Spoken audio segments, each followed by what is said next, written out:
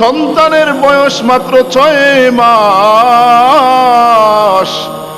এই সময়ে বাবা দুনিয়া ছেড়ে চলে যান। এবার মা সন্তানটাকে নিয়ে বহুত মুসিবতে পড়ে গেলেন, বহুত পেরেশানিতে পড়ে গেলেন। মা ভাবতে লাগলেন আর চিন্তা করতে লাগলেন, এবার যদি আমি বিবাহ করি তাহলে আমার সুখের কোনো অভাব হবে না, শান্তির কোনো অভাব হবে না। তবে আরেকটা বিষয় ভাবলেন, যদি আমি বিবাহ বসি আমার সন্তানের দুঃখেরও কোনো অভাব হবে না। যেহেতু আমার স্বামী নাই, আমি যদি বিবাহ বসি অন্য জায়গায় তাহলে আমার সুখের কোনো অভাব হবে না, শান্তির কোনো অভাব হবে না। কিন্তু এর বিপরীতে আমার সন্তানের দুঃখের কোনো অভাব হবে না। এই চিন্তা করে করে মা মনকে স্থির করলেন আর আল্লাহর দরবারে এই ফরিয়াদ করলেন, মাবুদ গো,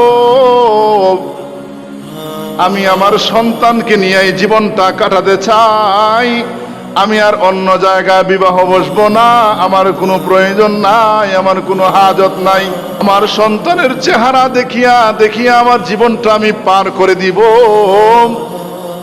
এই বলে মা 6 মাসের সন্তানকে নিয়া মা দেখতে দেখতে সন্তান যখন 5 বৎসর থেকে 5.5 বৎসরের হয়ে গেল, এবার মা সন্তানকে স্কুলের মধ্যে ভর্তি করে দিলেন। মা অন্যের বাসায় কাজ করে করে সংসার চালান, পরিবার চালান, ব্যয়বার খরচ নিজে বহন করেন। প্রয়োজন হয় সব প্রয়োজনেই মা। এবার যখন সন্তান ম্যাট্রিক পরীক্ষা দিবে, এই সময় স্যার এসে একটা ফর্ম হাতের মধ্যে দিয়া দেন আর দিয়া বলতে লাগেন, ও ছাত্র, এই ফর্মটা পূরণ করবা আর 1200 টাকা ফিস দিবা। ম্যাট্রিক পরীক্ষা দিতে একটা ফর্ম ফিল আপ করা লাগে আর ফিল আপের সাথে কিছু টাকাও দেওয়া লাগে। ওই সন্তানকে বলতেছেন, স্যার যে তুমি এই ফর্মটা ফিল আপ করবা, সঙ্গে সঙ্গে 1200 টাকা নিয়ে আসবা। সন্তান স্যারকে ডাক দিয়া বলে, স্যার মনে হয় আমার পরীক্ষা দেওয়া হবে না, আমি ম্যাট্রিক পরীক্ষা দিতে পারবো না। স্যার বলেন, কেন পারবা না?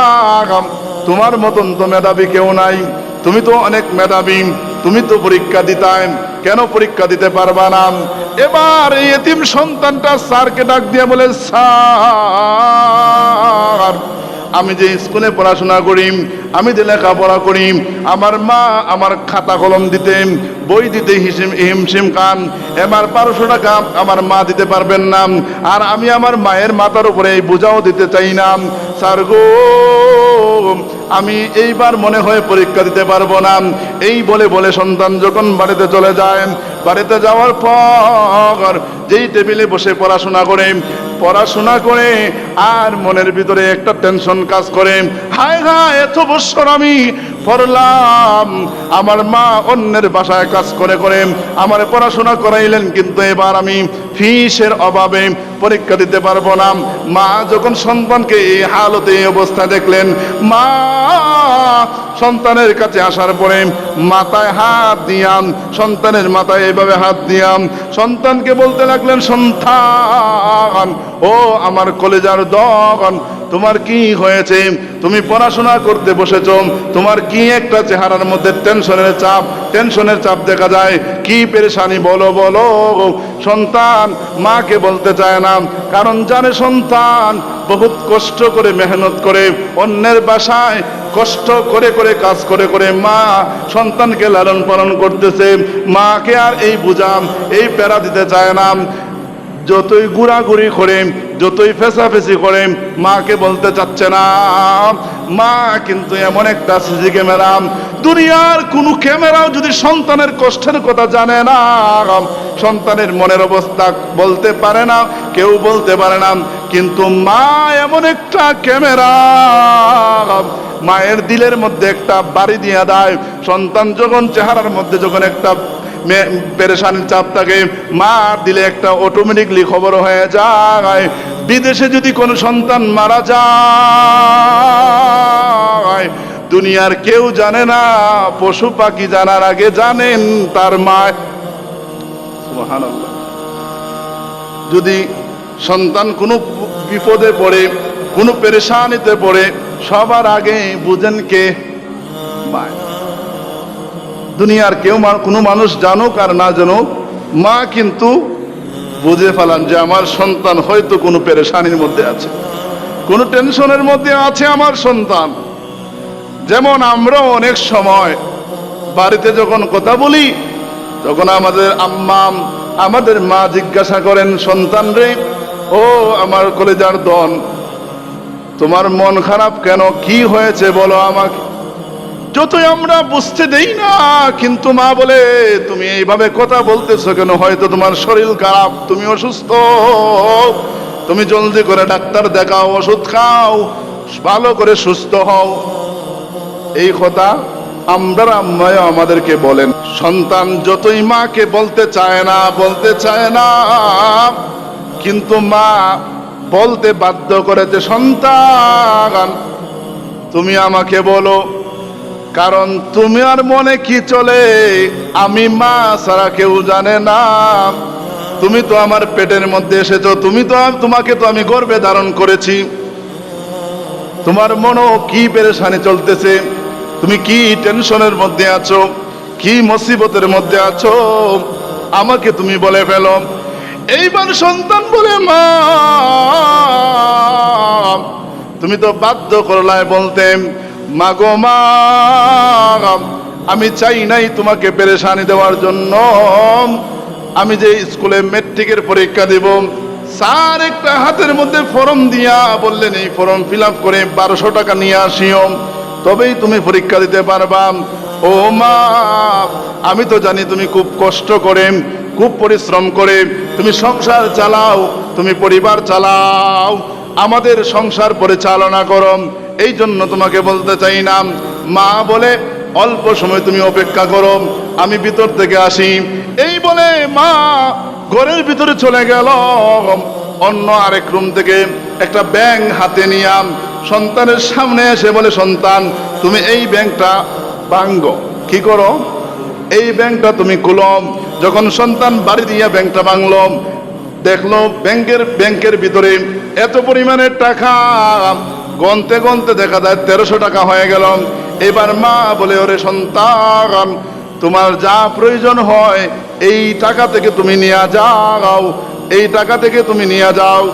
এইবার সন্তান বলে, মা আমি তো জানি তুমি খুব পরিশ্রম করে অন্যের বাসায় কাজ করে মানুষের কত ধরনের কথা শুনো, কত গালি গালাজ শুনে তুমি কাজ করে করে আমার সংসার চালাও, আমাদেরকে চালাও। মা গো মা, এত টাকা তুমি পাইলা কোথায়? মা বলে, সেটা তোমার জানার দরকার নাই, তুমি গিয়ে আগে পরীক্ষার ফি দাও, এরপরে পরীক্ষা দাও। সন্তান বলে, না না, তুমি যত পর্যন্ত বলেছ না এত পর্যন্ত আমি তোমার টাকা নিব না। এবার সন্তান মানবে না, বলতেই হবে। মা বলল, বলতে তুমি বাধ্য করেছ, তবে তোমাকে এই কথা যখন বলবো, এই বিষয়টাকে তোমার গলার মধ্যে তাবিজ হিসেবে ব্যবহার করবা। আর তুমি তোমার জীবনে কোনোদিন আমি মাকে কষ্ট দিবা না রে সন্তান। এর মানে হলো, এত কষ্ট করে মা কিভাবে টাকা জমাইলো যে গলার ভিতরে তাবিজ রাখবাই, মানে মনের ভিতরে কথাটা রাখিও। তোমাকে তোমার মা কত কষ্ট করে লালন পালন করেছে, তোমাকে তোমার মা কত কষ্ট করে গর্ভে ধারণ করেছে, তোমাকে তোমার মা কত কষ্ট করে বড় করেছে। এই বিষয়টা তুমি তোমার মাথার জেহেনের মধ্যে রাখবা, কোনোদিন বেয়াদবি করবা না, কোনোদিন বেয়াদবি করবা না। এবার মা বলতে লাগলো, ও সন্তান তুমি যখন ছোট ছিলাম তোমার তেমন বুঝ নাই, কিন্তু তোমার পুষ্টির প্রয়োজন, শরীরের স্বাস্থ্য ভালো থাকা প্রয়োজন। এজন্য আমি মা 2টা ডিম বাজার থেকে আনতাম, একটা ডিম সিদ্ধ করে তোমার প্লেটের মধ্যে দিতাম, দেওয়ার পরে তুমি এইভাবে হাতে নিতাম, আবার প্লেটের মধ্যে রাখতাম। অনেক সময় লাগাইয়া তুমি এই ডিমটা খাইতাম। এর ভিতরে আমি মা আমার প্লেটে যে ডিমটা আমিও প্লেটে নিতাম, আমিও আবার হাতে নিতাম, কিন্তু আমি আমার বাঘের ডিমটা আমি খাইতাম না। না খেয়ে কি করতাম জানোনি? এই ডিমটা আমি বিক্রি করে দিতাম, আর ওই পয়সাটা আমি আমার ওই ব্যাংকের মধ্যে রাখতাম। কেন রাখতাম জানোনি? আমি তো জানি আমার সম্পদ নাই, আমার মাল নাই, তুমি এতিম। তোমার বাবা মাত্র 6 মাসে দুনিয়া থেকে বিদায় নিয়ে চলে গেল। তোমার যদি কোনোদিন প্রয়োজন হয়, তোমার যদি কোনোদিন হাজত হয়, যখন তুমি যদি তখন আমার কাছে চেয়ে বসো, আমি তোমাকে কি দিব? হয়তো আল্লাহ পরওয়ারদিগারে আলম এই দিনের জন্য এই টাকাটা কবুল করেছেন। ও সন্তান, ওই থেকে নিয়ে আজ পর্যন্ত আমি এক এক এক করে আমি এই ব্যাংকের মধ্যে টাকা জমাইছি। এবার সন্তান এই টাকা পাইয়াম, ফি দিলাম, লেখাপড়া করিয়াম, বড় একটা কোম্পানির মধ্যে জব হলো, বড় একটা কোম্পানির মধ্যে চাকরি হলো। চাকরি হওয়ার সুবাদে বসের সঙ্গে খুব একটা আন্তরিকতা মহব্বত সম্পর্ক জুড়ে গেল। যখন বস শুনেছে এই সন্তানটা খুব পরিশ্রম করিয়াম, পড়াশোনা করিয়াম, কোম্পানিতে এসেছে, নামাজও পড়ে, জিকিরাজগারও করে, কারণ মা ভালো মায়ের সন্তান, এজন্য আদব খায়দাওয়ালাম, এজন্য ভালো ঘরের সন্তান হয়েছে। এই বুঝিয়া একদিন বস অফিসের মধ্যে তার চেম্বারে ডেকেছে, ও সন্তান, ও ও আব্দুল খালেক, তুমি একবার আমার অফিসের মধ্যে আসিও। সন্তান যখন আব্দুল খালেক যখন অফিসের মধ্যে গেল, যাওয়ার পরে বস 2টা অফার দিল। ও আব্দুল খালেক, তোমার কাজে আমি সন্তুষ্ট, তোমার ব্যবহারে আমি মুগ্ধ, সারা কোম্পানি ওয়ালা হল, সারা কোম্পানির যত মানুষ আছে, যত কর্মী আছে, সবাই তোমার কাজে সন্তুষ্ট, সবাই তোমার ব্যবহারে সন্তুষ্ট। তোমাকে আজ 2টা অফার করতে চাই। একটা অফার হলো আমি একটা প্রতিষ্ঠান করতে চাই, শিক্ষা প্রতিষ্ঠান। ওই প্রতিষ্ঠানের হেড তোমাকে বানাইতে চাই, মানে হেড মাস্টার তোমাকে বানাইতে চাই। তুমি কি রাজি আছো? সে বলেন, অবশ্যই রাজি হব না। কেন কেন রাজি হইব না? আমি স্কুলে পড়াশোনা করলাম, জেনারেল লাইনে পড়াশোনা করলাম, মা বহুত কষ্ট করে আমাকে পড়াশোনা করাইছে। যদি আমি একটা শিক্ষা প্রতিষ্ঠানের হেড হই, আমি প্রফেসর হই, আমি বড় হেডমাস্টার হই, তাহলে তো এটা খুশির খবর, অবশ্যই আমি করব, কোনো বাধা নাই, কোনো বাধা নাই। এবার ওই বস বলে, 2 নাম্বার অফার কি জানোনি? 2 নাম্বার অফার হইল আমার একটা সন্তান, আমার একটা কন্যা সন্তান, ওই কন্যা সন্তান তোমার হাতে তুলে দিতে চাই, তুমি কি রাজি নি বলো? প্রথম অফার কিটা? তোমার স্কুলের মাস্টার বানাইতে চাই, খালি মাস্টার না, হেড মাস্টার বানাইতে চাই। এটা তো সে রাজি। কেন রাজি? যে আমি কোম্পানির চাকরি করার চাইতে প্রতিষ্ঠানে পড়ানো আমার জন্য ভালো। আমাদের দেখেন, আমরাও যে যদি ডেলি কাজ করি, গাড়ি চালাই, ডেলি মাটিও কাটি, রোজ কত হইব? 700-800 হইতো নয়? 800-700 দাম যারা কাটে তারাও রোজ কত? 700-800 যতটুকু শুনলাম। তা আমি কি পারতাম না? প্রথম কষ্ট হইব, কিন্তু অভ্যস্ত যখন ওই যে মুখী পেরেশানি মাথার উপরে আসলে এমনি হয়।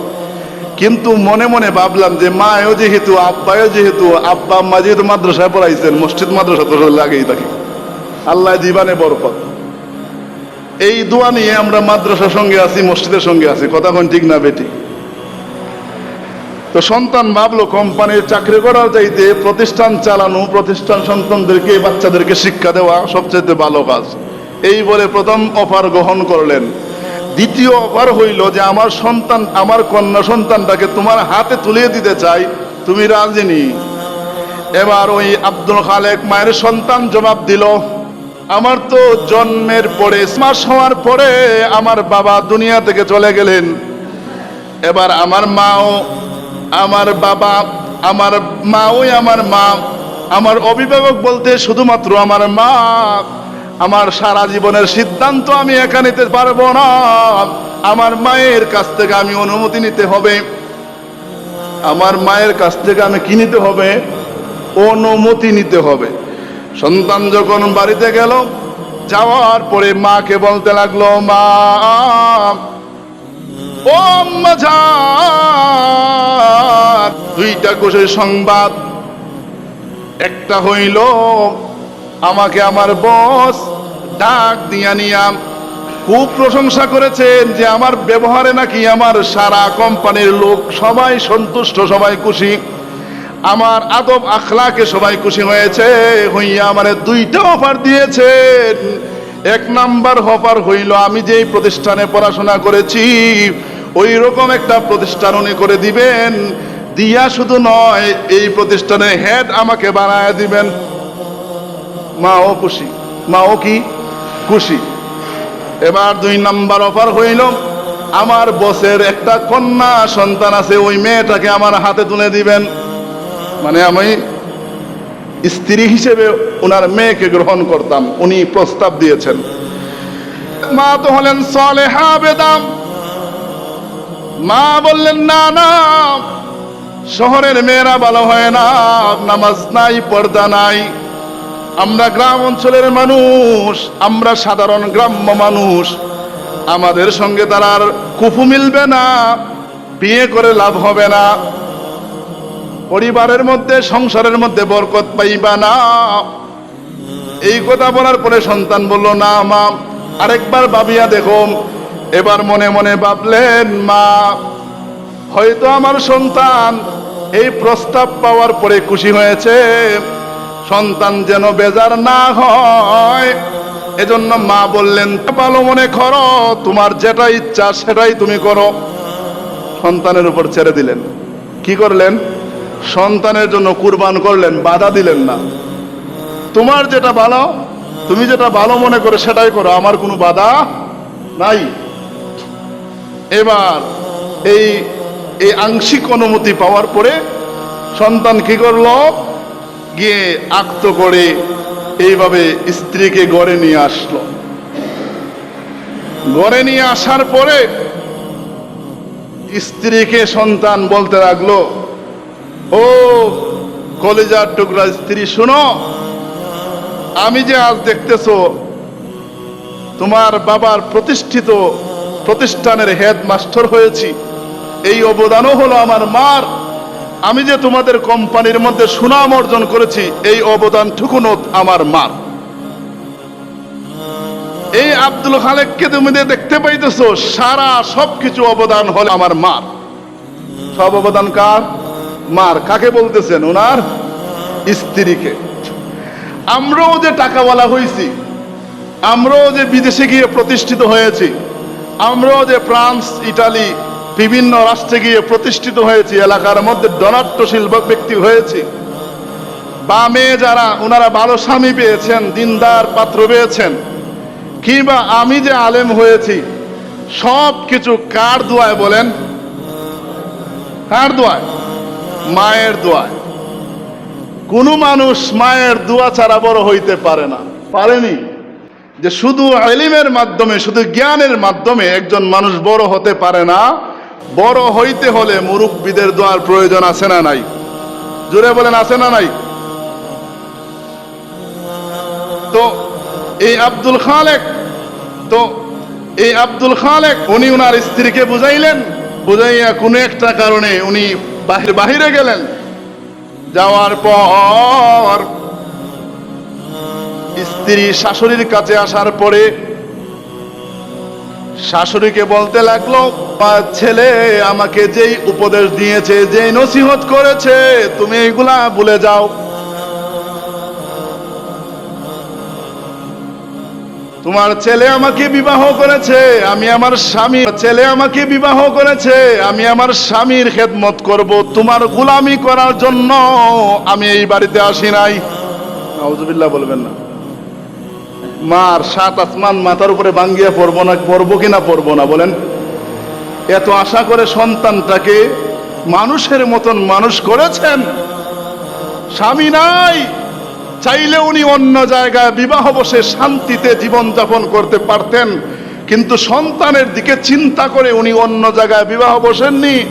যদি বসেন আমার লাভ হবে, কিন্তু সন্তানের লস হবে, এই আশায় অন্য জায়গায় বিবাহ বসেননি।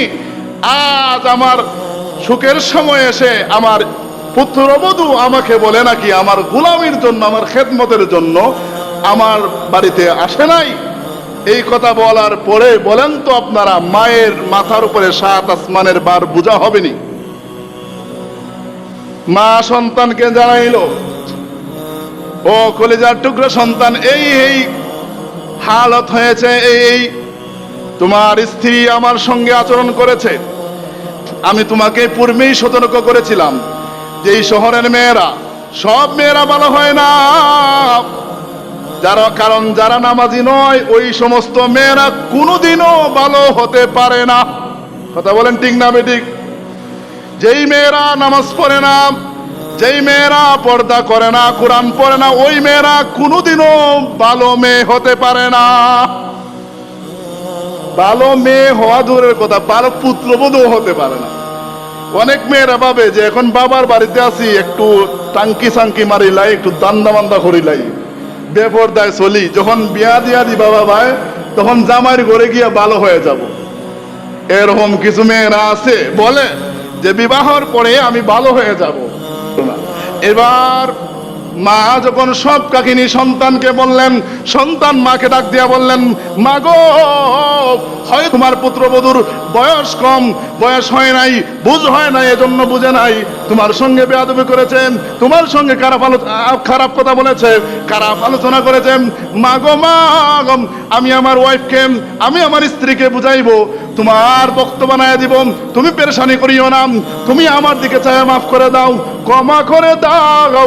এই কথা যখন সন্তান বলেছে, মা ভিতরে কষ্ট নেয় নাই, মা ধৈর্য ধারণ করেছেন, সবর করেছে।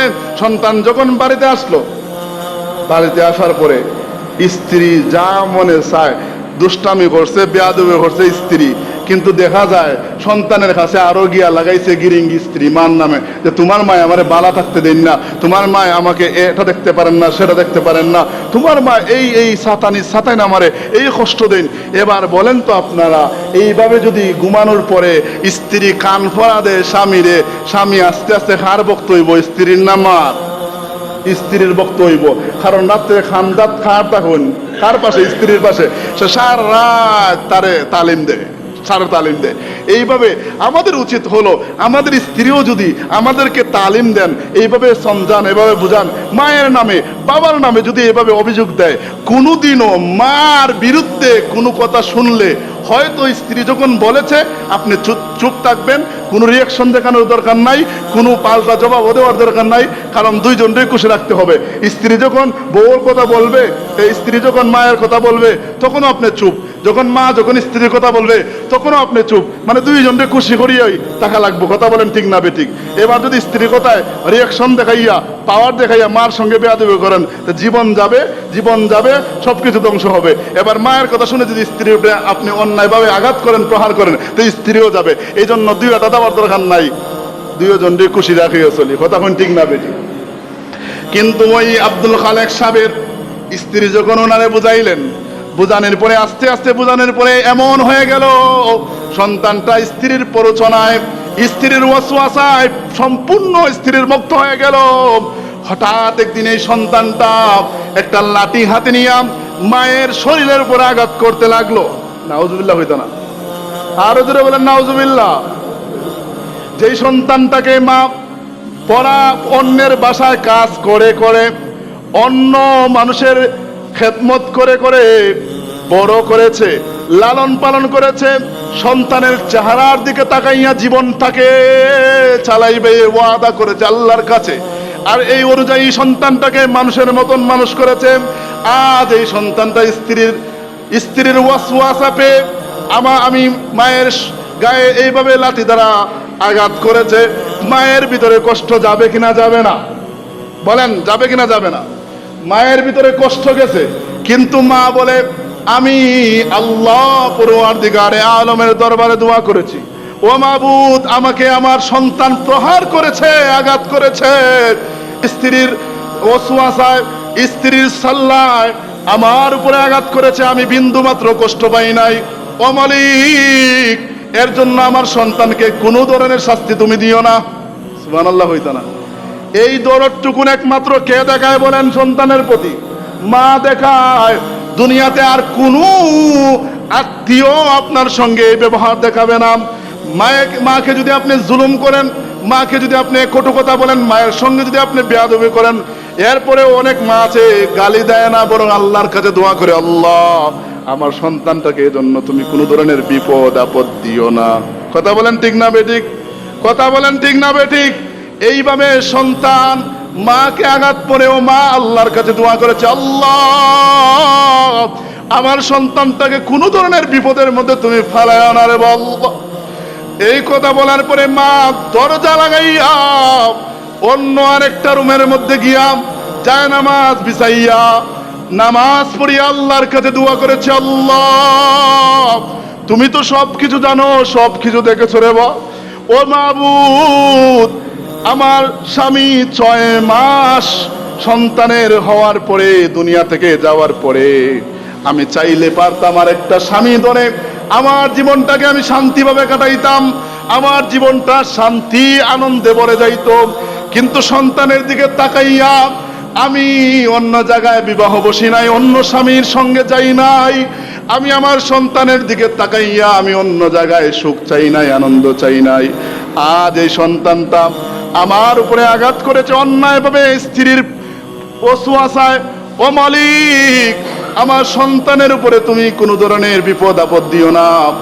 আর দোয়ার মধ্যে আরেকটা দোয়া করছে, আল্লাহ তারে তো আমি লালন পালন করছি মেহনত করে, এই বাহিরটা বন্ধ করো, কষ্ট করে লালন পালন করেছি, তুমি তারে বোঝানোর জন্য একটা সন্তান তারও দিয়ে দাও, তারও একটা সন্তান দিয়ে দাও, তে বুঝবো না আমি কত কষ্ট করে তার লালন পালন করছি, তারও একটা সন্তান দিয়ে দাও। তো মায়ের দোয়া কবুল, দোয়াও কবুল। কথা বলেন ঠিক না বেঠিক? মা যদি দোয়া করেন দোয়াও কবুল, দোয়াও কবুল, দুইটা। মা যখন দোয়া করছে, আল্লাহ পরওয়ারদিগারে আলম সন্তানকে একটা পুত্র সন্তান দান করছেন, মানে ওনার নাতি হইছে। এবার উনি কোনো একটা কাজে বাহিরে গেছেন, যাওয়ার পরে বাড়িতে আসতে আসতে রাত্র প্রায় 2টা হয়ে গেছে। কয়টা? আমাদেরও এরকম হয় কিনা, আমরা মাঝে মাঝে বাহিরে থাকি কিনা, থাকি না, বিভিন্ন কাজে লেট হয়ে যায় বাড়িতে আসতে, বাসায় আসতে, ঘরে আসতে। এবার যখন নাকি উনি 2টা হয়ে গেল, ঘরে আসার পরে দেখে উনার স্ত্রী উনার সন্তানটাকে কোলে নিয়ে বসে আছে।